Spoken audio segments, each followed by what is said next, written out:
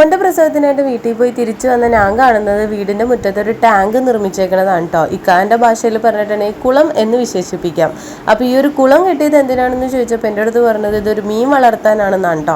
അങ്ങനെ നമ്മളിതിൽ ആദ്യം തുടങ്ങി മീനൊക്കെ വളർത്തുന്നുണ്ടായിരുന്നു. പിലോപ്പി, നട്ടർ, അങ്ങനെ പല ടൈപ്പ് മീനുകളെയൊക്കെ വളർത്തിയിട്ടുണ്ട്. അപ്പോൾ ഇപ്പോഴും ഇതിനകത്ത് മീനുണ്ട്. അപ്പോൾ നമ്മൾ ഇന്ന് മീൻ വിളവെടുക്കാനായിട്ട് പോവാണ്. അപ്പോൾ ഇതാകെ മോട്ടർ അടിച്ചിട്ട് അതിലത്തെ വെള്ളമൊക്കെ കളഞ്ഞിട്ടാണ് നമ്മൾ ഇതിൽ നിന്ന് മീനിനെ പിടിക്കാനായിട്ട് പോണത് കേട്ടോ.